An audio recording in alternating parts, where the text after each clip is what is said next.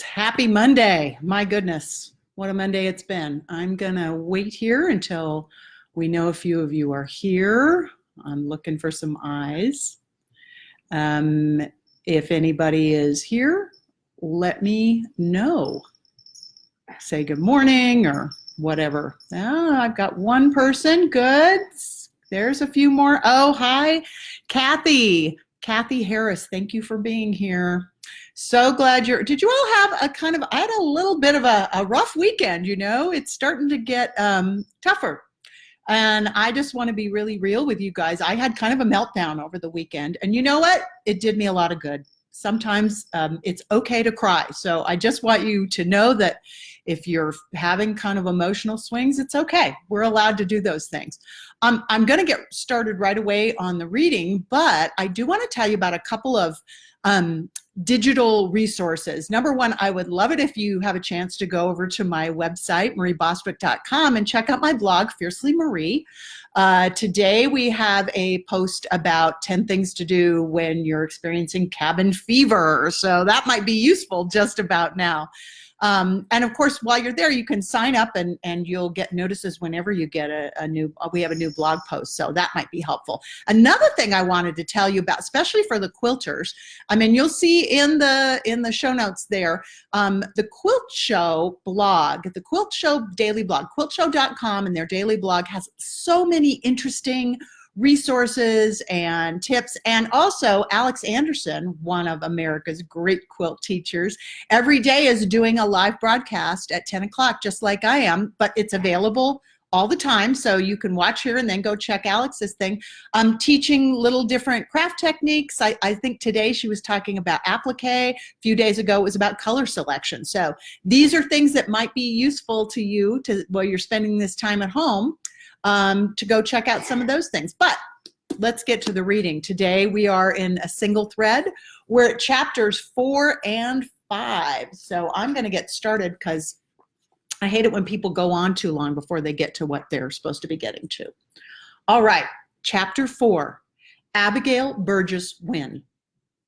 I don't have email, or for that matter, a computer. I don't trust machines. When I want cash, I walk into the bank and let the teller know how much I need. And I would open a vein before I'd ring up my own groceries on one of those automated checkout lines. But caller identification, the ability to see who is ringing and decide if it is someone you want to talk to or to avoid, that is one innovation I have embraced wholeheartedly. Of course, technology does have its limitations. Even when the caller is someone you do wish to speak to, you can't guarantee that the subject they're calling to discuss is a welcome one. If such a thing were possible, I doubt I would have picked up the phone that morning. But as soon as I looked at the screen and saw that Franklin was phoning, I picked up the receiver. I assumed he was calling to talk about the party. Franklin, you're a darling. Thank you so much. You shouldn't have gone to all that trouble, but it was a wonderful birthday. I had such a lovely time. Everyone else did too, don't you think? Yes, Abby, they did. It was a great party.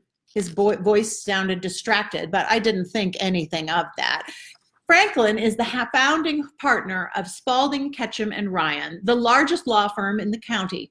He was calling during business hours, so I assumed he was talking about business as usual. He's a very conscientious attorney and a very good one.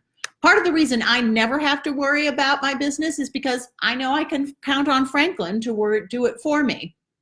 It was thanks to you. I was planning on phoning you a little later, but you beat me to it. Can you join me at the club for dinner tonight? After he organized that entire soiree, treating Franklin to dinner was the least I could do. And besides, I always enjoy dining with Franklin. He makes me laugh. Yes, fine, he said, but he sounded so preoccupied that I wondered if he'd really heard me. Listen, Abby, I'm downtown. Actually, I'm at the city jail, and you need to come down here. We've got a problem. I was shocked. Franklin, are you in jail? No, Abby, it's not me, it's Liza. I didn't respond. Liza Burgess, he repeated, questioning my memory. I know who she is, Franklin. He cleared his throat, treading lightly. Sorry, I just didn't. I know you've never actually met, so Franklin, I interrupted, You said we have a problem. What is it? Like I said, Liza's in jail. She's been arrested for shoplifting and will be appearing in front of a judge at 10:30. And that would be a problem for me? Why? For God's sake, Abigail. Apparently he was done, treading lightly. She's your niece, your only living relative. Her mother is dead. She's got nobody in the world besides you, Abby. You've got to help her. Now it was my turn to be direct. Actually, I have to do no such thing, Franklin. The girl may be my niece, but that is simply an accident of biology. I've had nothing to do with her before, and I don't see why her arrest changes that. It's not my responsibility. After all, I didn't steal anything. So I don't see how any of this involves me. Oh, you don't? Well, how about this? In about 41 minutes, your niece, Liza Burgess, is going to appear in front of a judge for shoplifting a sweater from a local boutique. A sweater, by the way, that she had more than enough money in her purse to pay for. And about 5 minutes after she walks into the courtroom, whatever bright, eager cub reporter is covering the crime beat in New Bern is going to figure out that the two of you are related. Then he's going to race back to his desk and pound out a story, something about how the poor orphan daughter of Abigail Burgess Wynn's estranged deceased sister, Susan, has resorted to shoplifting for clothes, while her aunt, the sixth wealthiest woman in the state, lives in a life of luxury in her Proctor Street mansion. And there will be pictures. One of you, probably the portrait they have on file from the library dedication, and another of Liza being led away in handcuffs. It will be front page news, Abby, and everyone in town will read it. But that'll just be the beginning. Some other reporter, someone much more talented than our New Bern cub, someone from the Times, or worse yet, the Daily News, will spot the story and say to themselves, Abigail Burgess Wynn, wasn't her name on the list of major donors to the opera ball? And he'll start digging, and he'll rent a car in the city and take a ride out to New Bern and start asking questions about you and Liza and Susan.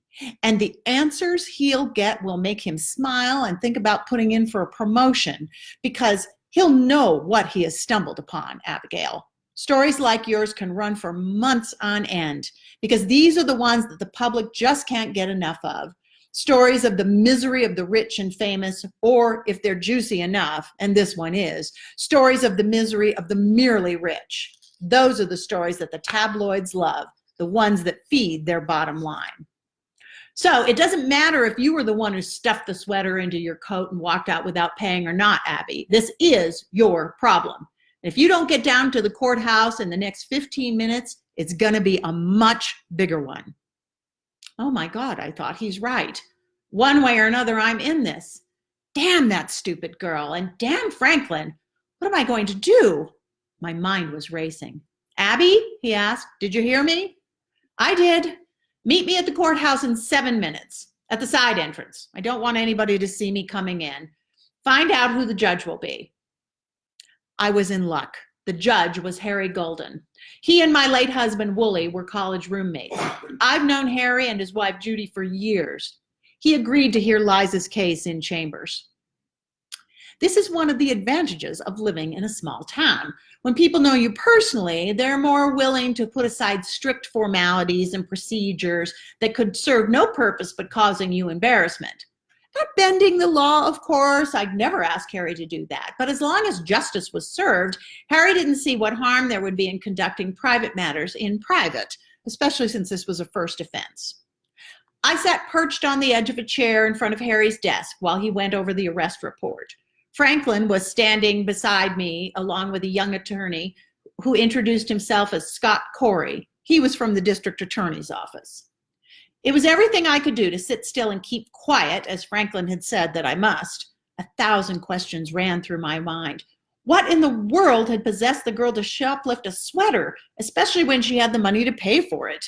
How did Franklin manage to get himself mixed up in this? And what was the girl doing in New Bern anyway?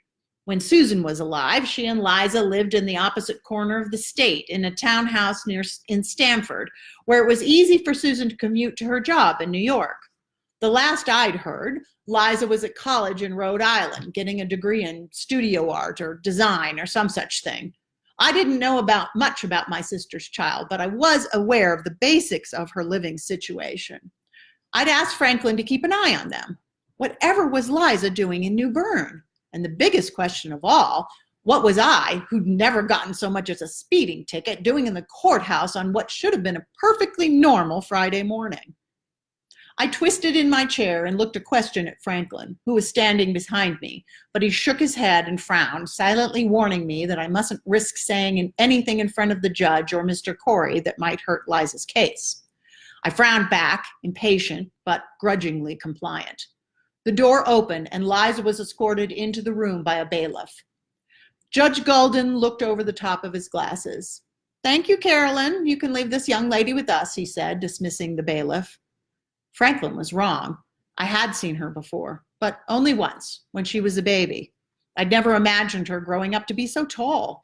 But truth to tell, I'd never really imagined her at all. For the last 19 years, I'd done my best to forget that she existed.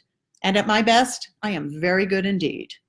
Now there was no getting around it. The tall, slim young woman with the torn jean jacket, two bleached blonde hair, and brown eyes scowling from a face that looked disconcertingly like my own did exist. And, like it or not, her life was now entangled with mine.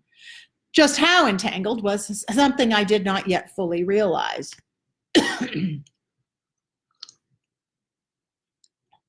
She looked quickly at me, then at Franklin. "What is she doing here?" she asked him. The directness of her inquiry and familiarity of her tone turned on the lights for me. She and Franklin knew each other well. But before Franklin could respond, Judge Golden motioned to an empty chair next to mine, indicating that Liza should take a seat. We both stared straight ahead, avoiding eye contact with each other. "Your aunt came up here to see if she could help you." He slid his glasses up to his nose and looked at her case file.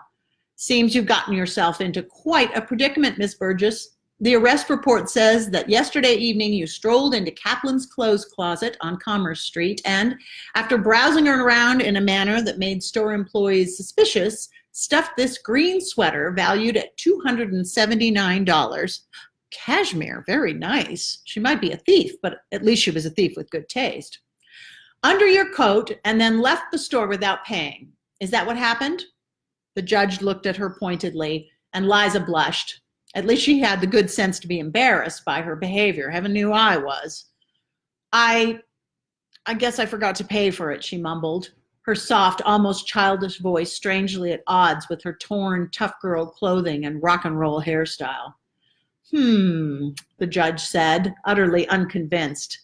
"I suppose that's why you started running down the street when the store clerk called you to come back and pay and not stopping when you were apprehended by a police officer who was writing out a parking ticket? So are you still saying this was all a big mistake?" Liza blushed even deeper, but she didn't respond. I thought so. Judge Golden sighed and removed his glasses completely. "How do you plead?" "Guilty," she whispered. "Miss Burgess, you have no prior record, and in spite of yesterday's events, you don't seem like someone who is looking to lead a life of crime. I don't wish to start you off on that road, nor do I wish to add to an already overcrowded prison population. However, this is a serious matter. I cannot simply let you leave here with a slap on the wrist." "Because of your clean record," he said, glancing at me, "because I know you come from a fine family with deep roots and a sterling reputation in the community, I am inclined to be lenient in this case. I am sure the district attorney agrees with me."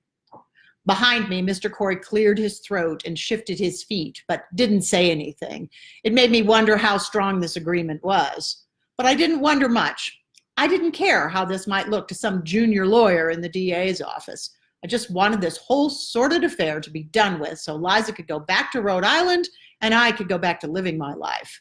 If that meant I needed to pay off whatever fine Harry was about to pronounce upon this black sheep of the family, so be it.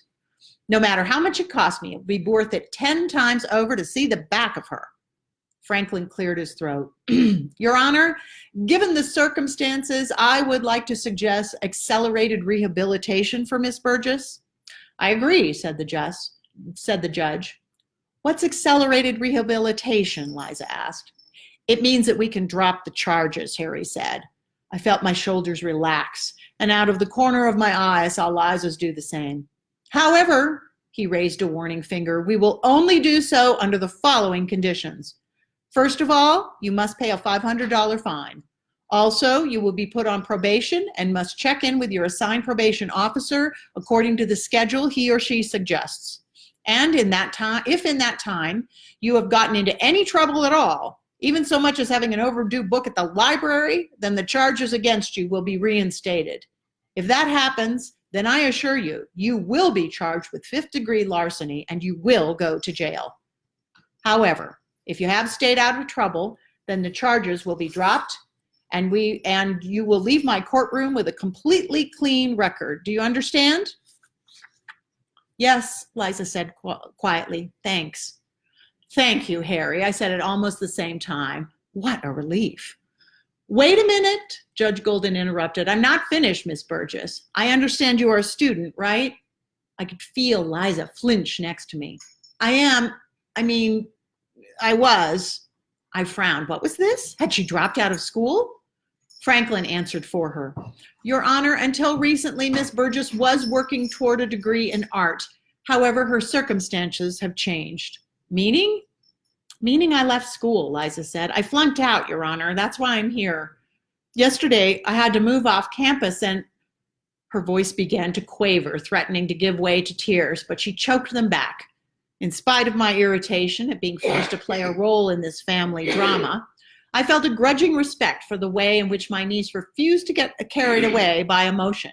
She was definitely a Burgess. I didn't know what I should do, so I caught a bus to New Bern, she said in a more composed voice.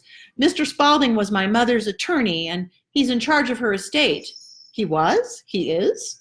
I shot Franklin a look, but he ignored me. There wasn't much left after all her medical expenses, but he made sure my school bills got paid, and after she died, he helped me with the funeral and everything, she shrugged. He was nice to me. I don't know why, she continued, but I just wanted to talk to him about what he thought I should do. I didn't have anywhere else to go, so I caught a bus to New Bern. When I got to Mr. Spaulding's office, his secretary said he'd left early to go to my aunt's birthday party. The secretary knew my last name was Burgess. I guess she assumed I was in town for the party. She told me to go down to the restaurant and I would find Mr. Spaulding there, so I did, even though I wasn't invited to the party. There were a lot of people inside. I could see them through a front window, laughing and talking. The stores are open late on Thursday, so I decided to check them out while I waited for Mr. Spaulding, and that's when I went into Kaplan's and she hesitated, and then for the first time turned to look at me. I didn't plan on this, she said in a defiant tone, and I wasn't trying to get your attention. No matter what you think, I'm not a thief. That's funny, I thought, tossing an arch look in her direction. How is it you happen to have stolen goods in your possession? Judge Golden groaned and rubbed his face with his hands. So, Miss Burgess, you are saying that as of yesterday, you are no longer a college student? That you have no permanent home or address? Still scowling, Liza nodded. Well, this presents something of a problem. I can't just let you walk out of here and hope you'll come back when you're supposed to. It was already complicated enough since you're going out to school out of state. However, I had planned on making contact with someone at your college and asking them to be responsible for you.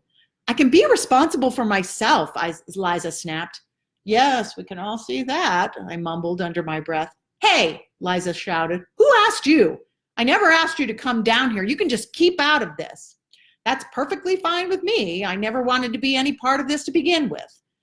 I rose from my chair and was getting ready to walk out the door when Harry pointed a finger at me and said in a commanding tone, Abigail, sit down.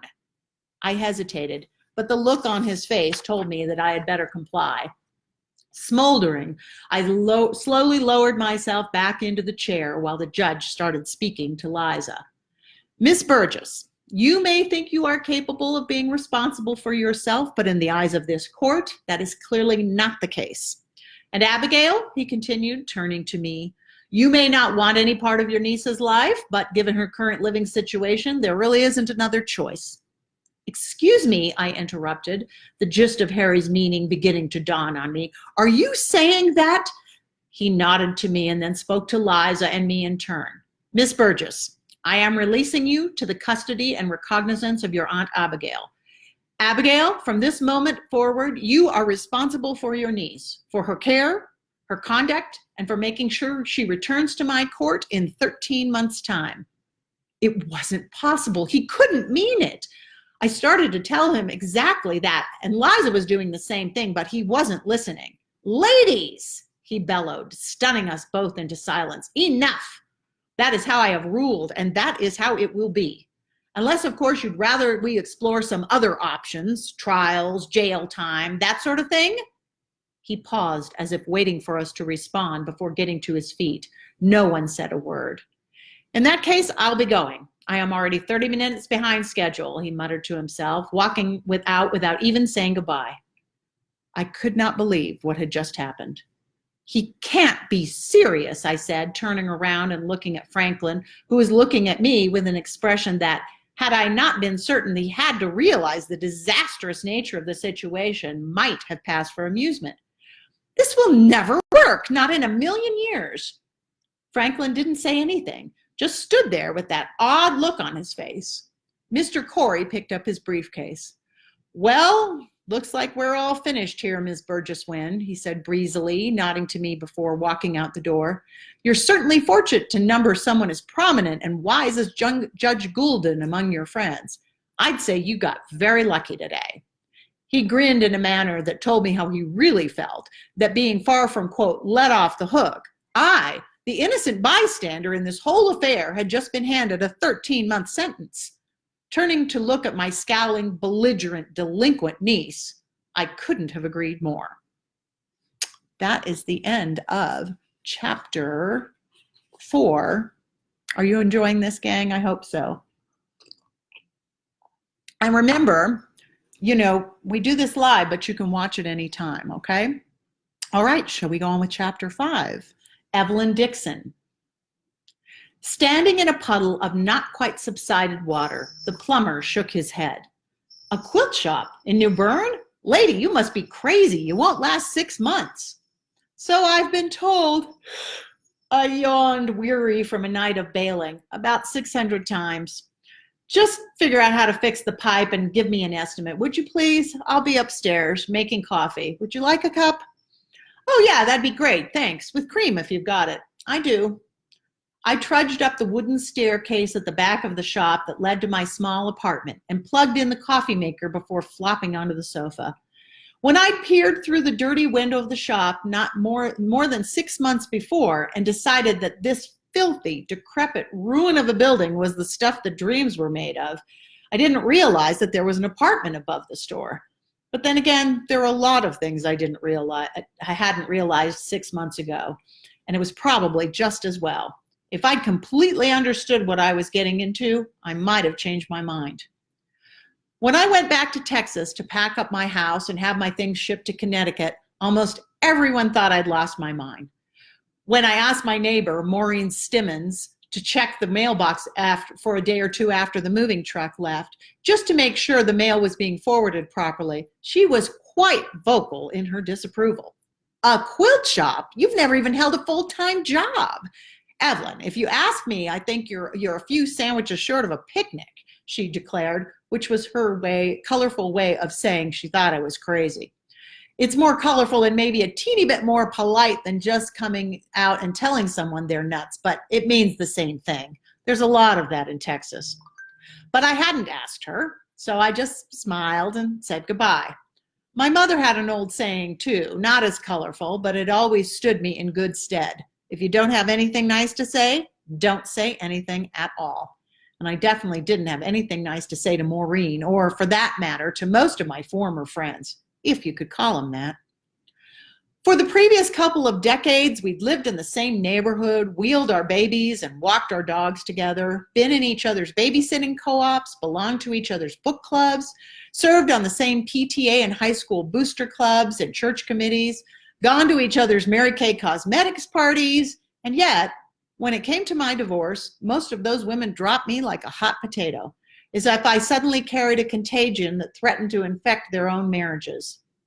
When I saw them in the grocery store, they would ask how I was holding up, their faces a perfect picture of sympathy. Initially, I told them the truth.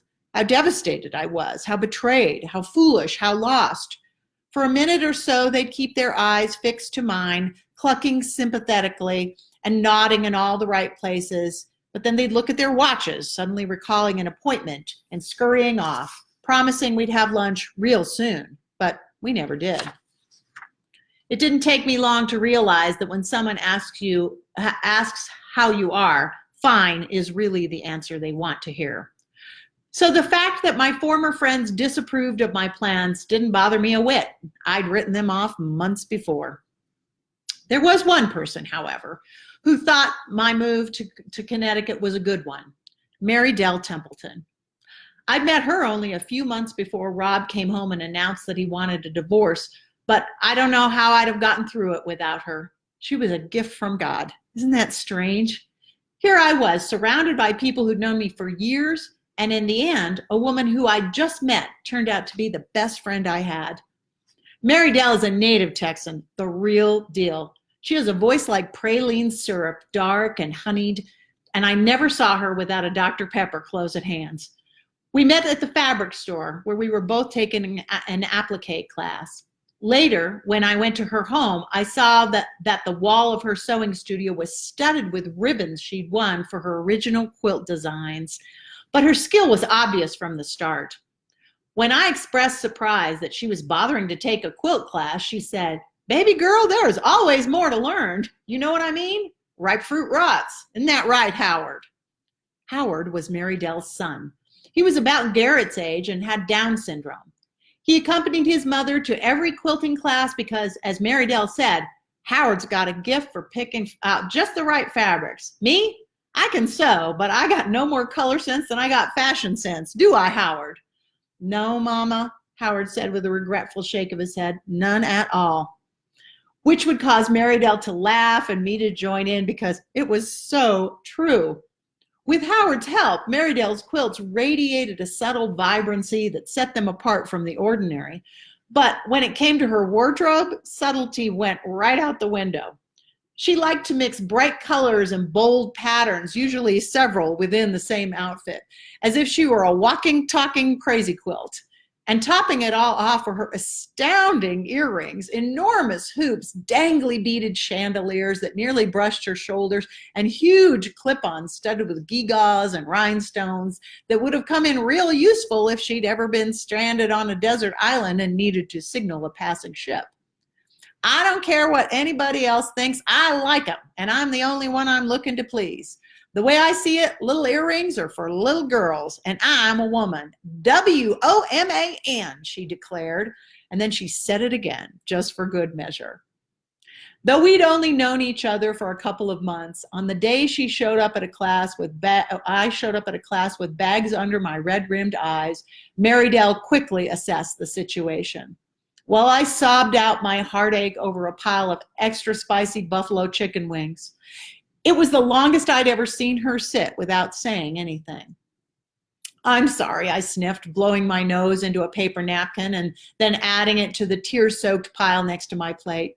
"People are going to think I've lost my mind crying in public like this." "No such thing," Mary Dell assured me. "It's just the wings. All that hot sauce is making your eyes tear up. Here, drink some more Dr. Pepper. The sugar will do you good." From that day forward, Mary Dell was at my side. She called me every day and made up all kinds of excuses to get me out of the house, insisting that she and Howard needed dates for lunch, fabric shopping, shoe shopping, and quilt shows. And when I came back from Connecticut and announced my plans, Mary Dell was my cheerleader, telling me that I was absolutely up to it, helping me begin working on my business plan, brainstorming and daydreaming about the kinds of fabrics I should stock, even helping load the boxes into the car for my trip north. I was excited and nervous when we said goodbye in the driveway, but Mary Dell gave me confidence, saying, "You're going to be a real big success. This is going to be your lucky year. I'm sure of it." "Really? Why?" "Because you're due, baby girl." At the time, I'd found some logic in her argument, so I drove to Connecticut and a new life, certain that my fortunes were about to change. But that was 6 months ago. Recently, my confidence has begun to wane. waking up in the middle of the night to the sound of running water and stumbling downstairs to discover 4 inches of wet ruining the freshly painted walls and carpeting that had been installed just the day before had not helped matters. The night before, I'd been so busy running around trying to find the water shutoff valve and bailing that I really didn't stop to consider the magnitude of this setback. But now, lying on the sofa with my eyes closed, listening to the steady drip of the coffee maker, I realized that leak was going to seriously delay my opening.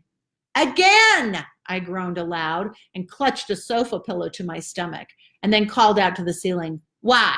Why does everything have to happen to me? Couldn't you just cut me some slack just this once?" "Sorry, are you talking to me?" the plumber asked, standing with one foot in the door, not quite committed to entering my apartment. I sat up and tossed the pillow aside. "No, I was talking to God. Actually, I was just complaining to God, but don't worry about it. He's used to it." The plumber nodded slowly and stared at me, trying to decide if I was joking or not. "So," I asked, "what's the damage?" He smiled, clearly relieved to be on more familiar ground. "Well, it could be worse, a lot worse. There's only one leak, but it's a big one. But it won't be that hard to fix. I can get started on it today, probably finish tomorrow or the day after. Considering the age of the building, the pipes are in pretty good shape. You shouldn't have any more trouble once this one is fixed." "How much is it going to cost?" "Well, not too bad, maybe $1,500 depending on time and materials. Definitely no more than $1,750, he declared, and then, seeing the look on my face, quickly added, "But don't worry, I'm sure you can bill the landlord for it. You don't own the building, do you?" "No, I'm leasing. I signed a 2-year lease with the stipulation that I wouldn't have to pay anything for the first 6 months while I did the remodeling. At the time, I thought it was so clever. I was sure I'd have my doors open in 3 months. I rolled my eyes at the memory of my own naivete. But first, there was a holdup on the closing of my house in Texas, so I didn't have the money to start remodeling, and then I unknowingly hired an architect who was the estranged ex-husband of the woman who issued building permits. Then my sheetrocker decided to go to Florida and pick up some work during hurricane season. Then I managed to order the only carpet in the store that was back-ordered for a month. Not that anyone thought to tell me this at the time. And then, just as a little extra bonus, my painter won $63,000 in the lottery and decided to give up painting and go to law school. "Oh, you know Tommy?" the plumber asked brightly. "Yeah, wasn't that something? First time he ever bought a lottery ticket and turns out to be a winner. You know, I said to him," he stopped and looked at me. "Oh, sorry. Yeah, you've had a run of bad luck, that's for sure." I nodded grimly. "If it weren't for bad luck, I'd have no luck at all." He grinned. "Is that one of those Texas sayings? My cousin's wife is from down there. She's always saying stuff like that. Like, when Tommy won the lottery, she said he was so lucky he could sit on a fence and the birds would feed him." He laughed. Of course, it wasn't true. Tommy was real sick and with Lyme disease year before last. And then when he finally got well, a guy ran into him and totaled his truck. The insurance company didn't want to pay but half of what it was worth. That's why Tommy's decided he wanted to go to law school. So I was real happy for him when he won that money, you know. He was due. I bit my lip and decided not to comment. "What it all comes down to," I continued, "is that as of last week, I had to start paying rent on a shop I've spent $20,000 fixing up but has yet to make its first dollar or welcome its first customer." "Well," the plumber observed, "at least you've been able to live rent-free for 6 months. That's worth something. And it's a nice place you got here. Small, but nice." I looked around the apartment and sighed. Small was the word, all right. Just 1 bedroom and a bath with a tiny closet.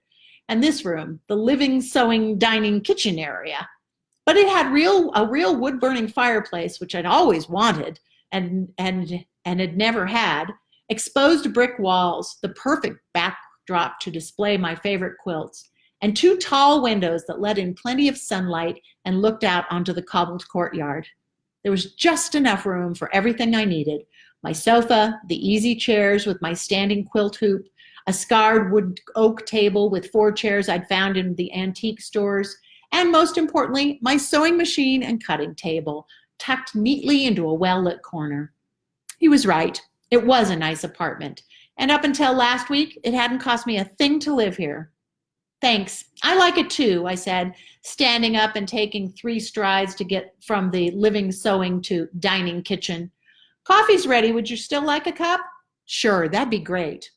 I opened the cupboard and took out 2 coffee mugs. You said cream and sugar?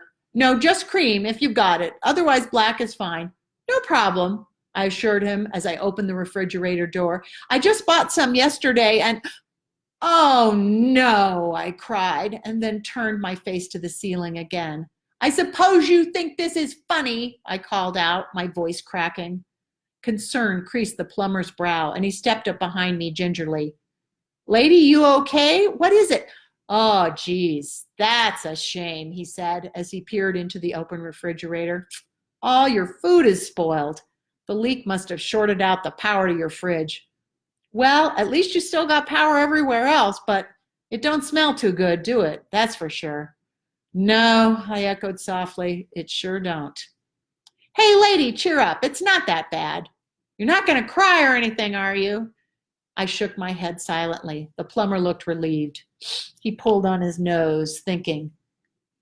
I've got a friend who's an electrician. If you want, I can give him a call. He's usually pretty busy, but if I asked him, I'm sure he'd come right away. And he owes me a favor.